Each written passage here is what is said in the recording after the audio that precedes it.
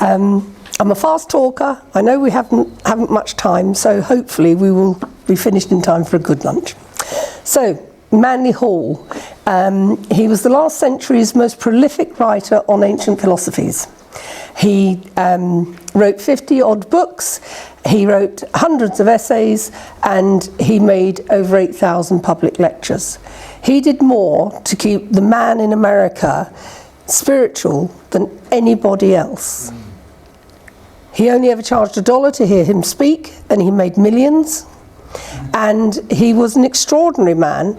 And I did this lecture in California earlier in the year because I wanted to find out more about him. It's only 25 years since he died, and it was, I kept it light, and it was a risk, and because I hoped to find out loads and loads more. Everybody knows about his secret teachings of all ages. Nobody knows anything about him, and nobody knew that he'd been murdered. So, this is a fishing expedition, really. It's a light talk. So, his writings have enthralled, confounded and educated earnest seekers after spiritual truths for nearly a century. He broke to bring mysticism to earth and founded the Theosophical Society in California to do just that. He was 6'4", he had blue-grey eyes. Oh, and I've killed him. There we are. And he was fabulous. He should have been a film star. But you can see the dynamism, you can see the passion, you can see the personality of the man, of the young man there. They don't make them like that anymore, really. He was charismatic, arrogant, scholarly, deeply intuitive, humorous, deceptive and self-destructive, like we all are. On stage he seemed bigger than life, seemed channeling those from the great beyond, and off stage he was meek to the point of being bullied by his wife. He had one hell of a wife. Anybody would have given in under her, I think, really. He was eventually thought to be one of the 12 wise men who control the planet, the greatest sage in America, certainly. He didn't see himself as a scholar, but as a teacher who learns in order to bestow his students with knowledge and insight.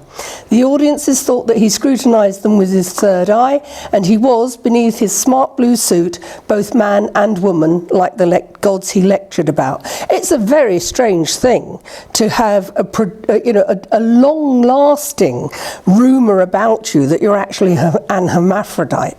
I can't remember that being about anybody else.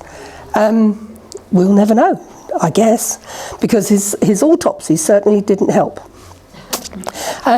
He charged $1 to hear him speak, and he made millions of dollars. He would sit on his throne in the Philosophical Research Centre and stare at the wall at the back of the hall as if he was reading a script that nobody else could see. And then after 40 minutes he'd say, "Well, that's all, folks," and he'd leave the stage. President Harry Truman, actors Bela Lugosi, Gloria Swanson, Edgar Mitchell, the astronaut, who was on the board of the trustees, and Elvis was a fan. He sent the young Priscilla along to one of the lectures one time, and she was so bored, and she just never went back. Bobby Kennedy was one of the members of it, as was his eventual assassin, Sirhan Sirhan. John Denver, the country singer, was another very big fan. For all his spirituality, he was ambitious, and it came out most clearly in his monumental book, The Secret Teachings of All Ages. He dictated that for 4 hours a day. It was 7 years in the making. It weighed 17.5 pounds, which is near 5 kilos. It was 13 inches by 19, and I don't know that in metric. And he cited over 600 sources with 254 illustrations. And over 1 million copies have been sold so far. And in the last 80-odd years, it's never been out of print. He developed a deal whereby if he could interest a man, and oh, by the way, he was 28 when he did that. So you lot are slackers. He developed a deal whereby if he could interest a man called John Henry Nash, who'd worked as a printer for the Vatican, then H.S. Crocker & Co. in America would publish it. He liked a challenge and was actually still writing the last chapters when the first ones were being printed. It was big and it was beautiful. We've only ever sold one of those first editions, and it's sumptuous. If you can lift it, you can read it. It's a monster. And the boards are about that thick, but it is truly, truly a beautiful object. And as I say, it's big and beautiful. And William Randolph Hearst, the publishing magnate, wrote to say that the only typographical error was that Helena Blavatsky appeared as Helen Blavatsky. And I think she loses a lot by losing that A. She becomes much more mundane, a lot less exotic. The production costs were a staggering $150,000, but such was Hall's popularity and marketing skill that it was largely subscribed before the presses rolled. It cost $100 a copy, which in 1929 was a vast amount, so people bought it on hire purchase. They bought it on easy terms. And all of the 1,100 first copies sold out in 2 impressions very, very quickly. In this volume has been compressed the quintessence of a colossal learning. It is a living human document pulsating with mental and spiritual vibrations of a profound thinker. It takes all knowledge for its province and reduces whole libraries to the compass of a single tome. So wrote Mr. de Jong, the museum curator in San Francisco. Hall believes that if you confront the untrained mind with some symbol or fable, it will construct some confused and meaningless explanation, usually far more complex than the figure warrants, and as senseless as a macaw's chatter. Symbols consequently change the meanings to levels of intelligence upon which their interpreter functions. The purpose of symbols is to uncover the limitations of mortal consciousness by continually emphasizing the insufficiency of the interpretations placed upon them. Well, that's, 100-year-old Theosophical speak, really. And it basically means that the symbols can only continue to unfold their significance as you become more familiar with them. The symbols are, if you like, divine and handed to us through inspiration and artistic merit. Our interpretations are only as clever as we are at the time.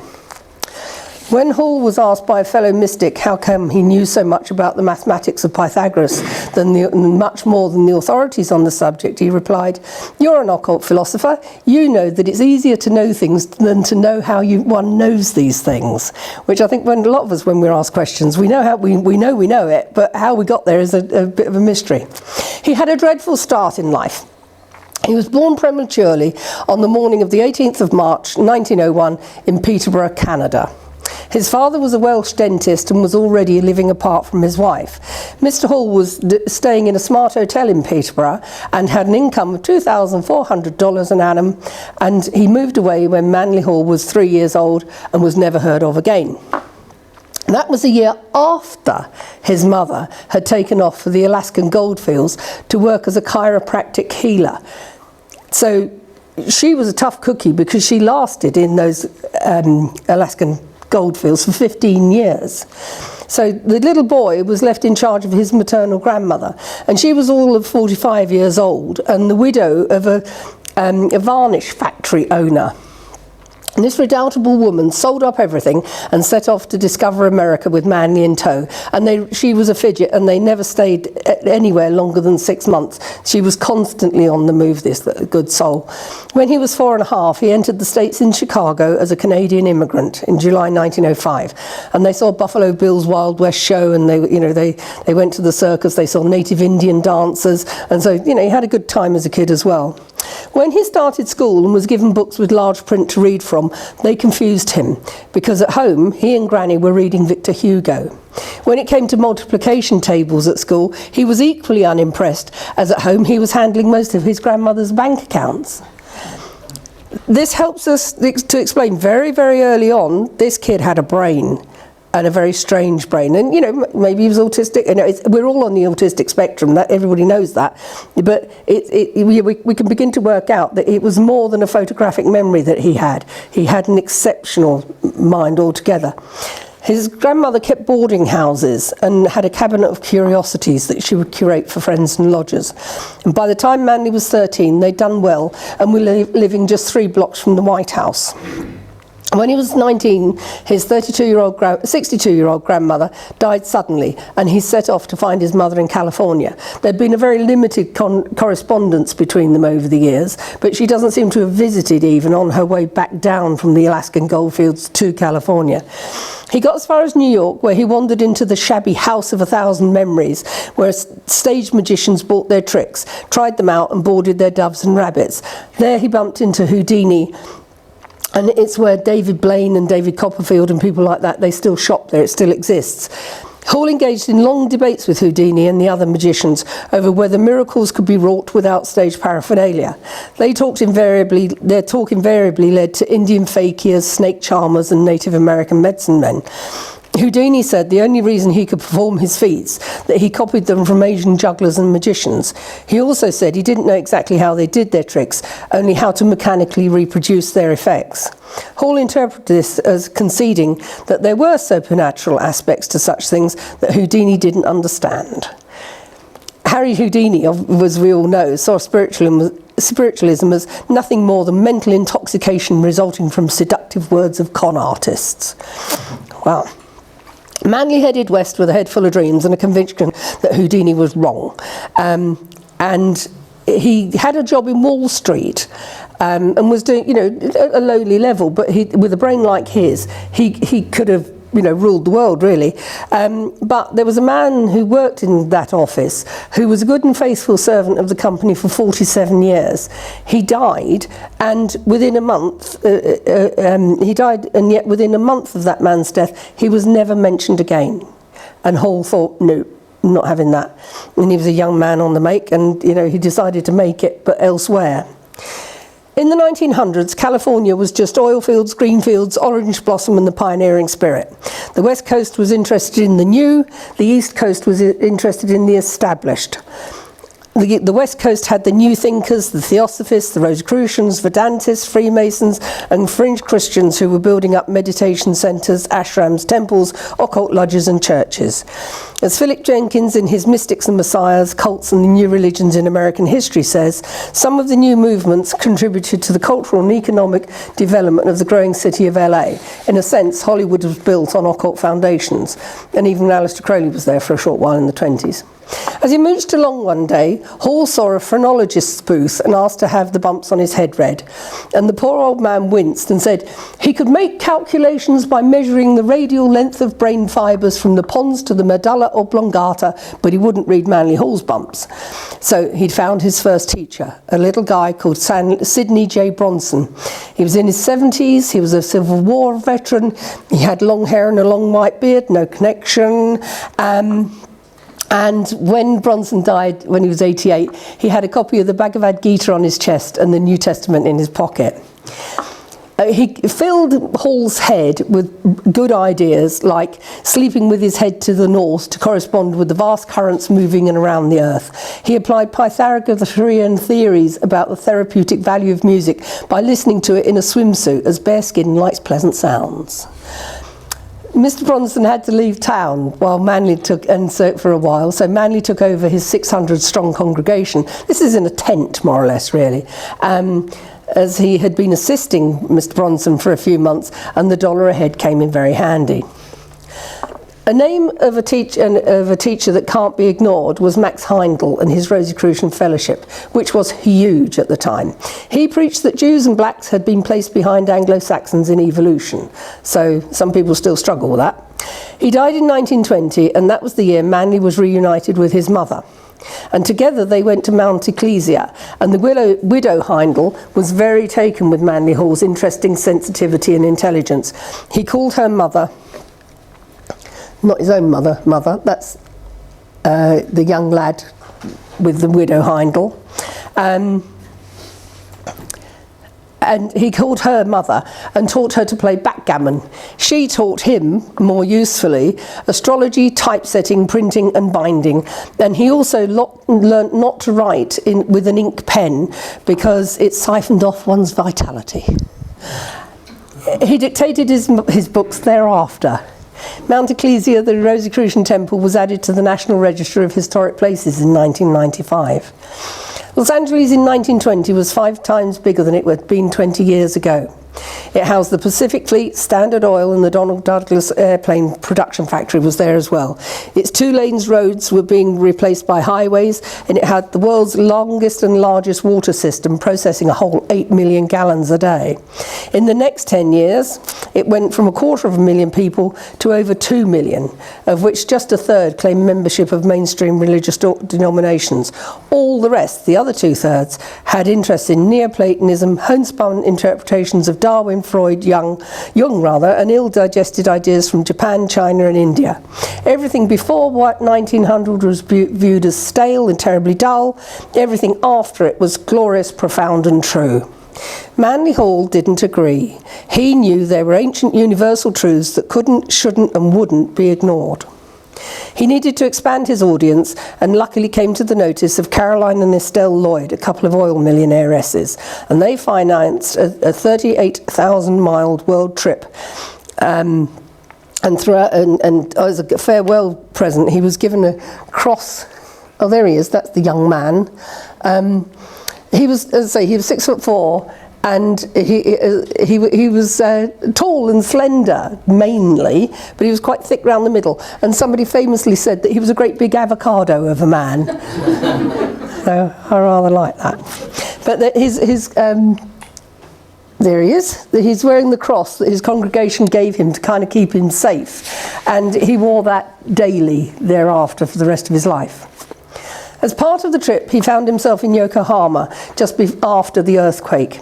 And he said, "We found a city of 500,000 people without a single building standing. Pain, sorrow, suffering and misfortune on every hand. His hotel was a shack put together out of empty beer bottles with a cot in it. His rickshaw man asked to stop for a moment to pray where his mother, father, wife and children had died. But he said, 'I have faith. I believe. I must accept. I cannot question. I believe that those whom I have loved have left here, but they are still alive. I believe that they will be born again. I believe that they will live here. I believe there is no end, and in this continuance of their lives, I have peace.'" And that was a deep and inspiring lesson from a simple, devastated and spiritual man that Hall never forgot. He carried on to Korea, Peking, Burma, India, Egypt and India. They weren't particularly tourist spots in those days, and it was usually the army or the trade that were there. He came to London too, of course, and bought medieval manuscripts from Michael Houghton at the Atlantis bookshop. So, I couldn't go through my slides last night, so they'll come up in a jumbled order, I'm afraid. So I have no idea what the next one is. All right, that's his oil millionairesses. Mother and daughter, they financed him throughout his life. The daughter was a lesbian but wanted to marry him, so he declined the offer. So, back in the US, he put on light shows with the Los Angeles Philharmonic with the young, largely forgotten now pianist called Douglas Colin Campbell, or the young Paderewski as he was known. The late 20s was early years for light shows, and my husband used to run one with his mobile discotheque in the 1970s, and it was thought funky then. But he was always a seeker, he was always a darer, he was always an experimenter, really. On the 28th of April 1930 in California, now that's his cross. My nephew put this together for me. He's 28, but he couldn't resist mucking that up. So he's added the blue of the eyes for you. He married his secretary of the last 5 years, and her name was Phoebe Ravine, and it was her second marriage. There we are. The stars must have okayed it as the widow Heindel officiated. It was a troubled union, though, and Faye committed suicide 10 years later, leaving a note that said, "Mama, I had to do it. The pain of living is worse than that of dying. Sickness, heartaches, insomnia, forgive me." She'd had various illnesses and was jealous and angry of his popularity and the demands of the lecture circuit. He was basically never at home. She had reason to be annoyed as she'd been part of his stage presence with the turban and the mesmeric mind-reading act that they used to do together and so on. And then he switched and became this, this more proper mystic. Nor did she get any credit for the significant help she'd given him in completing the Secret Teachings of All Ages, and it's quite probable that the success of that book enabled them to get married in the first place. They'd been quite a glamorous couple about town and much loved by Hollywood royalty, and their best friend was the photographer William Mortensen, who was famous for his portraits of Marlene Dietrich, Fay Wray, Anna May Wong and Yasha Heifetz.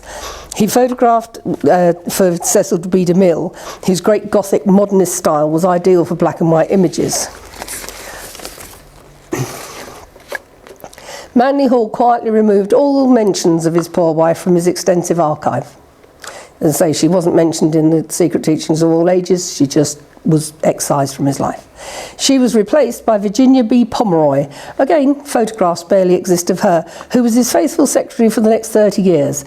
Every day she took down his every word, took them home then, and typed up 10 to 14 pages of single-space words. Then she would mimeograph them and sell them for $1 a time. California carried on being innovative and getting stranger, but some things grew roots and became acceptable and very successful in their alternative way. Nicholas Roerich had heard Hall on the radio and was influential enough to push through the idea of the all-seeing eye on the dollar bill. So was the innovator Kandinsky and Brancusi, who were committed theosophists. So was the inventor Thomas Edison, a theosophist too. Hall decided to set up his own spiritual centre in Los Angeles to counteract the ivory tower materialism of the universities. Its mission would be to teach practical idealism, preserved in the 100,000 texts of antiquity, to develop programs for the good of society, and to excite its pupils to apply the positive thought in daily life. Los Angeles was growing so fast it needed a spiritual rudder, and MPH would be its occult theologian.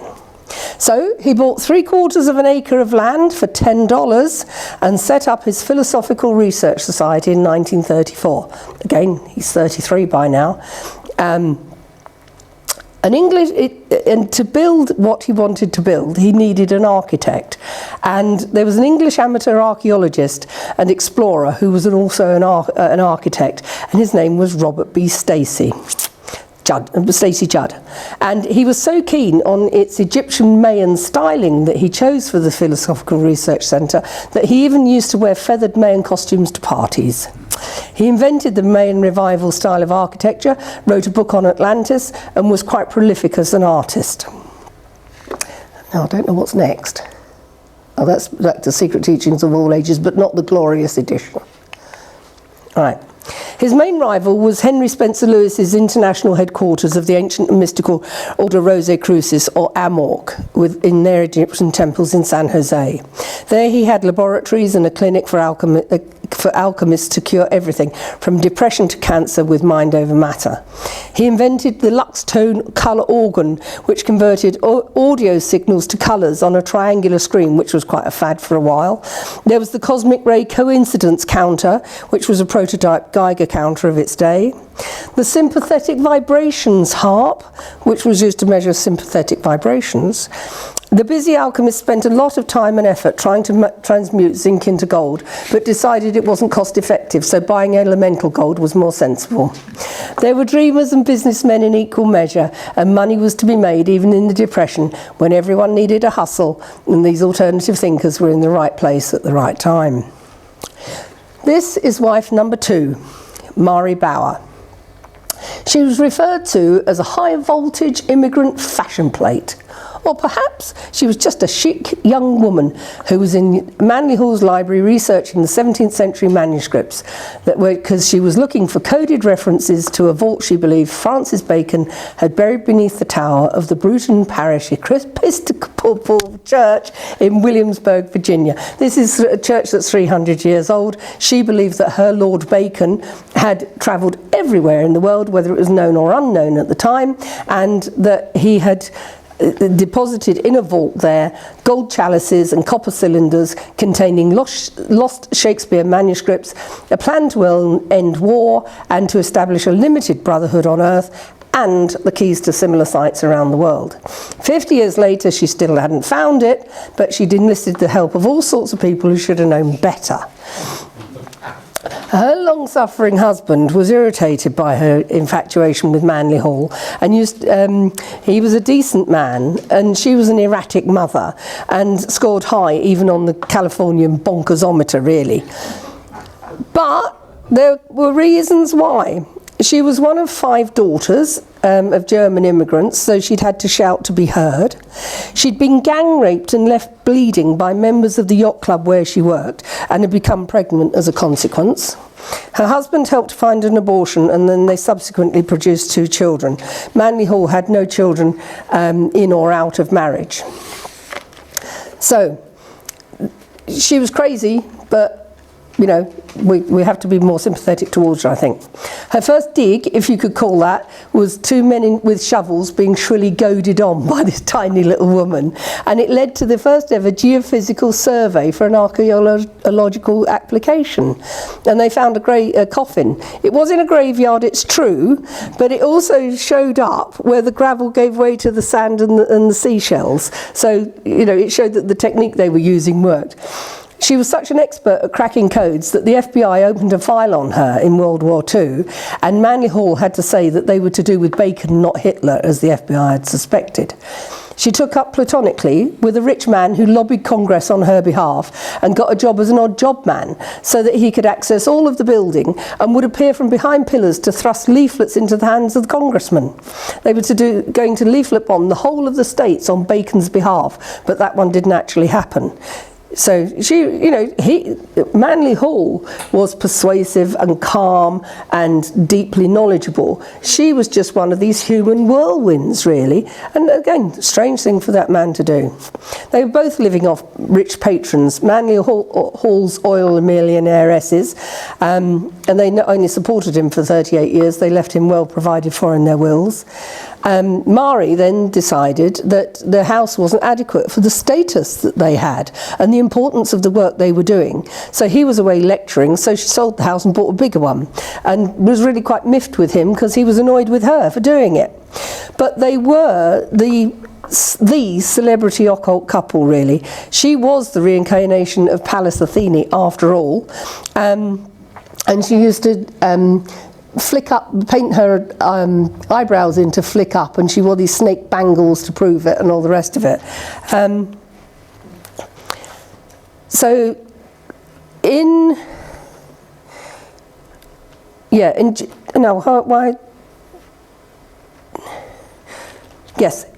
In June 1954, Jack Parsons blew himself up. He was 31, a rocket scientist and a Thelemite. That unfortunate day, he blew up the shed, blew off his right arm, broke the other one and both his legs, and blew a huge hole in his jaw. The immediacy of her grief caused his mother to commit suicide the same day. The Crowley fans in Pasadena were well aware of Hall, and Hall was a reader of Crowley. He described him as a horrible man and a great poet.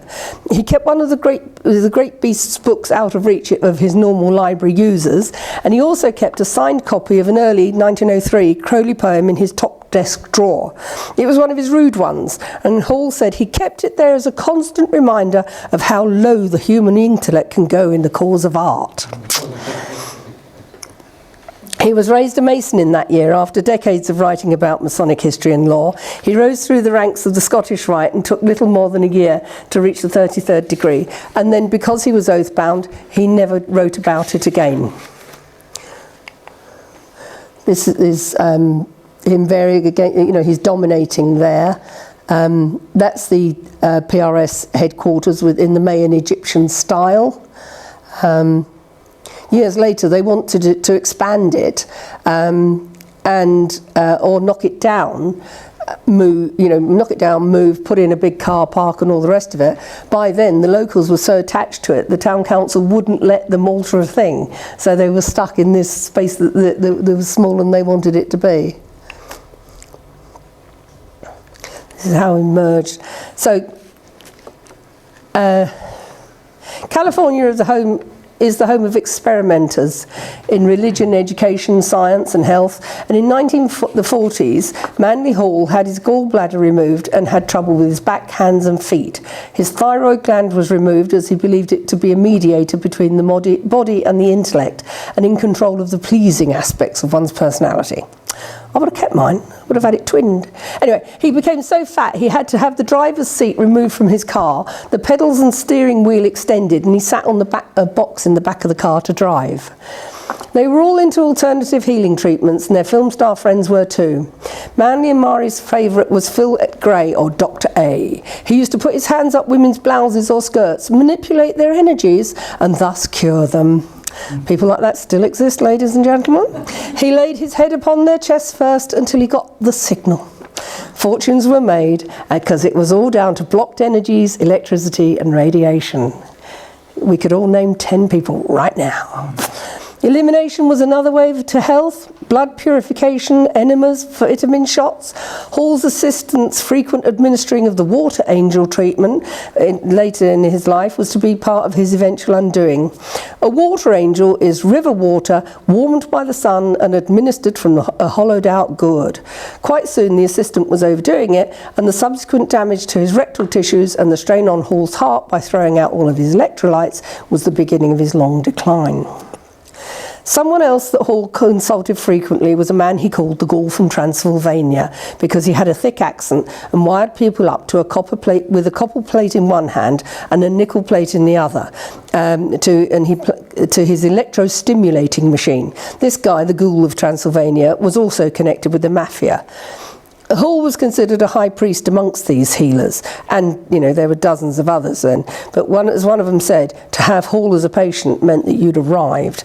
And he and Murray tried everything, and they thrived, and they were very, very well known, and they were the go-to couple. But it was also a case, if you had a party and they turned up, then you couldn't lose. The late 1950s saw Hall trying to establish the Theosophical Research Society as a degree-granting institution in philosophy, psychology and comparative religions. His Masonic friends in high places proved useful and included the Californian governor, and by extension of the Mayan Revival extravaganza, they wanted bigger buildings, but that all fell flat. Hall took a handful of people under his personal wing each year for fast-tracking through the mysteries. One of them was Don Ingalls, who credits Hall with his success as a film and television writer. He wrote Have Gun Will Travel, Bonanza and Fantasy Island, for those of you who may be old enough to remember such things. He was in the police department at the time, and his partner was Eugene Roddenberry, who created Star Trek. A talk on Blavatsky by Hall involving parallel universes became the Star Trek episode. Ingalls believes the popularity of the show stems from the themes of decency, morality and sacrifice for the common good.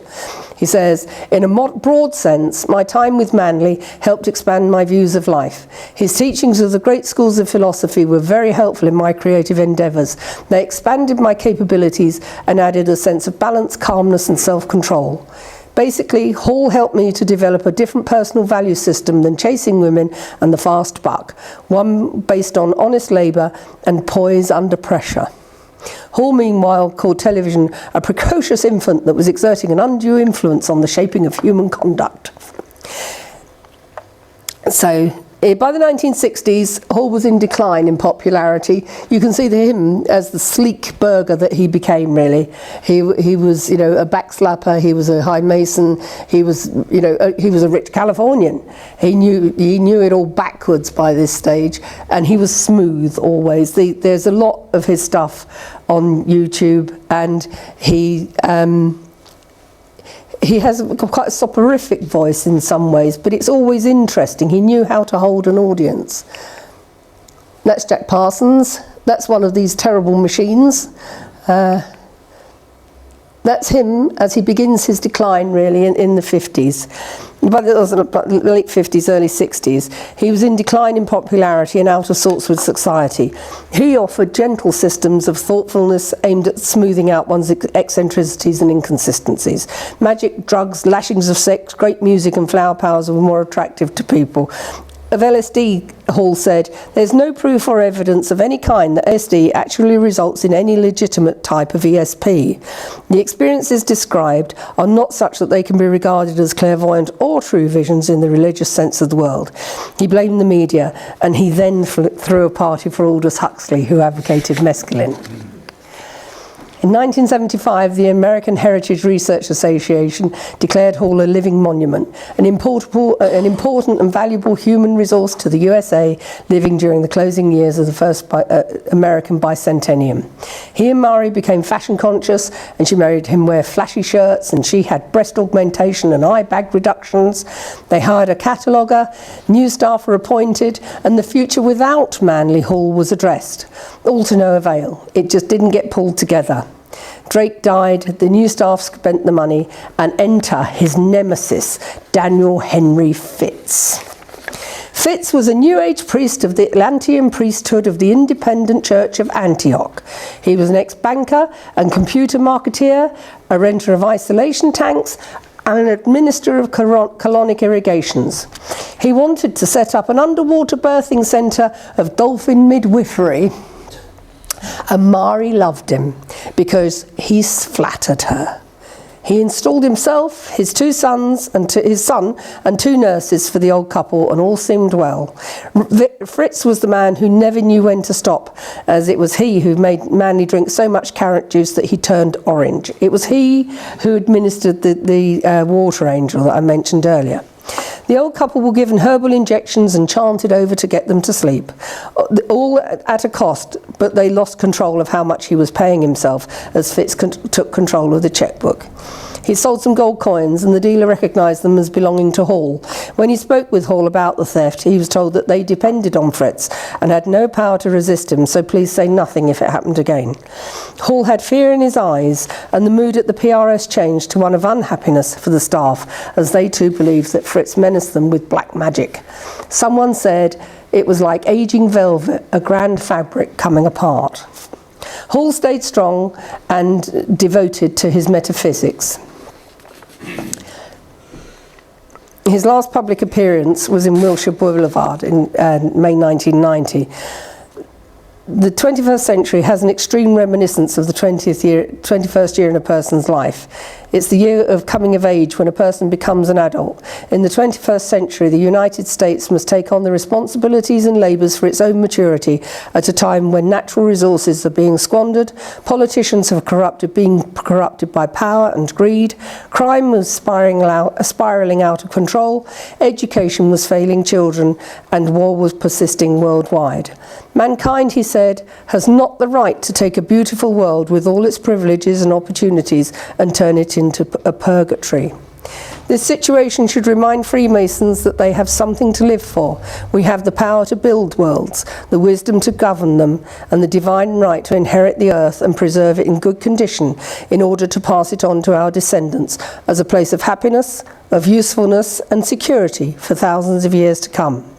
We are not asking for treason, we are not asking for disobedience, we are only asking that in every way possible, when they have the choices, they stand for truth and if necessary, take a little punishment for it. How unlike evil Fritz. Things came to a head when Fritz drove Manly and Mary out to their mobile home and faked a stall engine. He said Mary should go home and he would bring her husband back later. She refused to go without her sick Manly, and so when he tried to start the engine, it started at once and they went home again.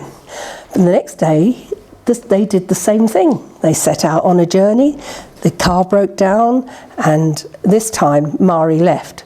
And that was the last time that she saw Manly Hall alive.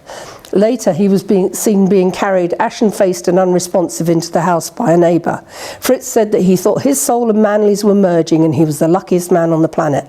A little while later, he rang the doctor to say Hall was dead. Then a little while later, he rang again to say, oh no, sorry, he isn't. And then later to say, yes, he is now, he's really, really dead this time. Fritz didn't tell anyone of the death for 3 days. He said because of all his of Hall's religious beliefs. In actual fact, it was because he was looting the place. 1,000 people attended the Masonic funeral for Manly Hall, although they forgot to dress the corpse in his Masonic apron. And a week later, Dan Fritz told the PRS board that a trust had been set up just 6 days before the death, and they all had him to answer for now. The day Hall died, the doctor examined Hall and noticed that he was lying on a bed without a wrinkle on it. Thousands of ants were pouring from his throat, nose, mouth and ears. The body had been dead for at least 8 hours because it was stone cold. Cleaners were trying to remove what looked like bloodstains from the carpet, and armfuls of clothes were being removed by Fritz's son, who also took the stamp collections, which he was a very, very keen philatelist all his life, Hall, and he had remarkable stuff. Dr. Pollock rescinded the death certificate he'd signed 2 hours before that stated that Hall had died of acute myocardial infarction or heart attack, which was attributed to natural causes. $2.3 million in cash and a treasure trove of antiques and artefacts and rare books went missing. Hall's house and the PRS properties worth millions were now in danger of getting away from Fritz without the death certificate. He demanded an instant cremation. The family refused that and had the body taken to Forest Lawn Cemetery for 3 months while they tried to gather evidence of murder. The post-mortem was so flawed that it stated he still had his gallbladder and thyroid gland, both of which had been removed in the 1940s. The coroner was the one who was involved in the O.J. Simpson case and was badly discredited very publicly because of that. The family's autopsy showed traces of soil around Hall's eyes, mouth and nose, a bruise to his face, another to his neck, and recent trauma to his back and legs. There were also small needle marks of the skin and mucosal surfaces of various bodily orifices. The conclusion was that Hall had died from asphyxiation from smothering or from manual strangulation and had been outdoors lying in the dirt at the time of his death. The salt of ants proved that he was outside at the time of the death. There were one of the millions that had come out of him. 5 times the police went to the Los Angeles district attorney, and each time they were told to get more evidence. The forgery squad were obviously involved as well. Mary and her children battled on for 4 years, and then they settled with Fritz for $1.9 million in cash.